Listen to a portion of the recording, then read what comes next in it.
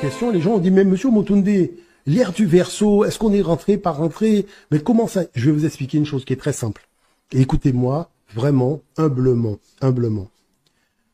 Lorsqu'il y a un changement d'air, il faut avoir un changement de pensée, un changement de comportement, un changement d'attitude et mettre son intégrité en relation avec les énergies en mouvement, dans nos relations les uns avec les autres. D'accord? Dans les relations les uns avec les autres, il faut manifester ce désir d'élévation que nous avons pour le continent en utilisant des mots, des comportements qui sont ceux qui enlèvent la condition du doute et la condition du pessimisme aussi. Parce que ce qui va nous arriver sera merveilleux. Et c'est en train de nous arriver.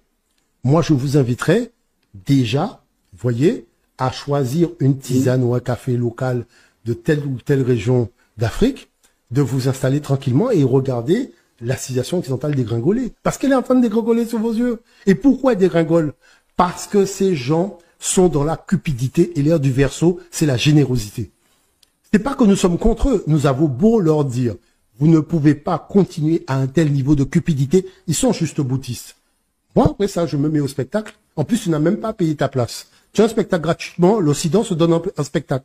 Dans un changement d'air, d'accord, on passe de l'ère du Poisson et du Verseau, et l'Occident se met en spectacle. Non, moi, je m'installe dans mon fauteuil tranquillement. Je prends ma petite tisane, mon petit café, et je suis en train de siroter. Parce que, attends, on te donne du spectacle gratuit. Là, tu vas savoir si, quand nos ancêtres parlaient de changement d'air, si c'était une blague.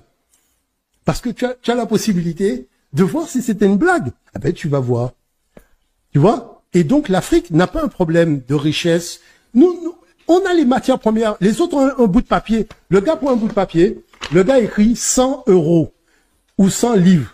Et il vient te voir avec un bout de papier, alors que toi, tu as un lingot d'or. Tu as de l'or dans la main, le gars vient avec un bout de papier. Et tu vas donner à un gars qui a un bout de papier sur lequel lui-même a écrit le machin, plus de valeur à toi qu'à le... Mais attends, c'est que tu as un problème. Parce que n'oublie pas que Dieu a donné à l'homme un cerveau, c'est parce qu'il savait qu'il y avait des gens qui étaient malhonnêtes.